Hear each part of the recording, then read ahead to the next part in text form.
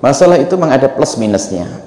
Jadi dengan dijadikan belajar itu hanya 5 hari, kemudian mundur sampai waktu sore hari, itu ada plus minusnya. Minusnya adalah ada beberapa pelajaran agama yang selama ini dikukuhkan oleh para ulama, para guru, para ustadz ditinggalkan karena nggak ada lagi yang masuk madrasah secara otomatis itu.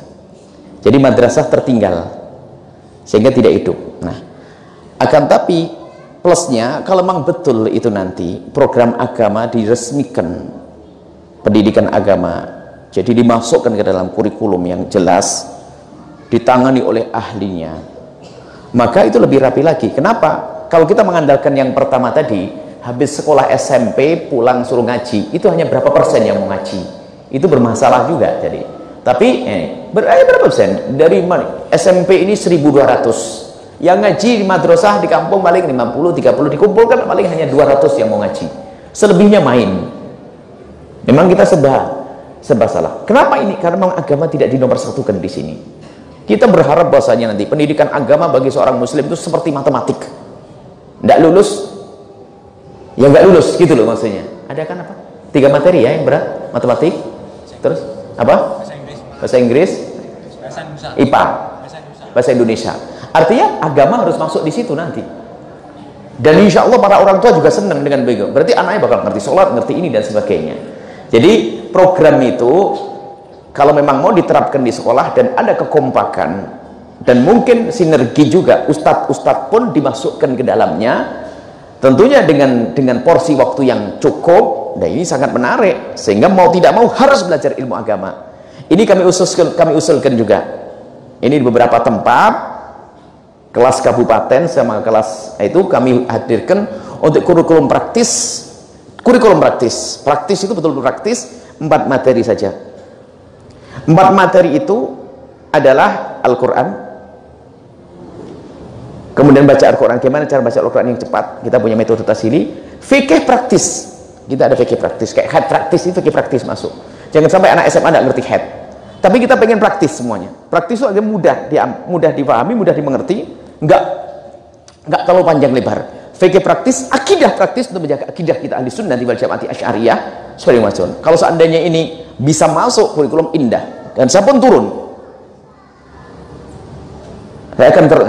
Kemudian akidah, akhlak 4. Akhlak itu adalah bukan menghafal bagaimana hukum berbakti pada orang tua wajib, tapi di rumah baru marah-marah sama ibunya, nggak begitu. Jadi dirasakan. Akhlak itu ada perlu membiasakan, menghadirkan rasa, menghidupkan perasaan. Dan fikih pun bab wudhu sholat itu kalau kita hitung wudhu sholat itu hanya perlu 20 kali pertemuan, asalkan maksimal ustadznya sudah dibekali. Saya siap memberi pelatihan pada ustadznya, sebab ustadz itu begini, ada ustadz ilmunya banyak cuman dia kurang pandai menyampaikan, ada ustadz ilmunya banyak tapi dia tidak bisa merangkum atau menyampaikan yang praktis kepada, sehingga bulat tapi pinter dia sebetulnya, bahkan kadang-kadang kebablasan, sehingga yang tidak perlu diajarkan sehingga tambah stres. Itu ada Bu ini. Jadi makanya perlu dirapikan, diseragamkan, itu perlu. Makanya kita promosikan sekarang ada fikih praktis, akidah praktis. Saya promosikan di kampus-kampus juga sudah kita promosikan, bahkan ada nanti suatu kali kalau kampus sudah pakai akan kami sampaikan.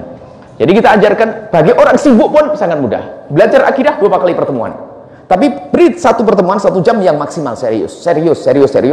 Kemudian nanti divisikan, nanti terus filenya dibawa, kemudian jadikan ini adalah ujian kalau tidak lulus, jadi ada bobotnya itu. Kalau seperti itu masuk. Nah, masalah kekompakan repot, belum apa-apa sudah ada yang ngomong begitu dia. Jangan-jangan dia memang malas sholat gitu. Nah ini, ya senang dong, dia memang sholat berjamaah. Memang kadang kita serba salah. Ini sekolah negeri, sholat aja kok diatur, ini urusan pribadi.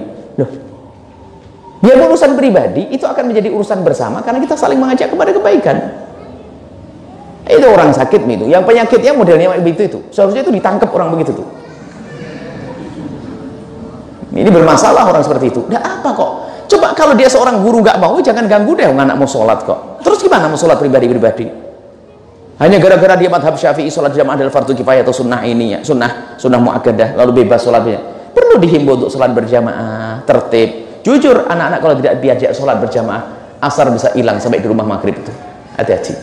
Baik ya, jadi himbauan kami adalah kalau memang harus seperti itu, diterapkan 5 hari dalam seminggu, maka harus keterlibatan ustadz-ustadz masuk kampus, itu adalah penting sekali.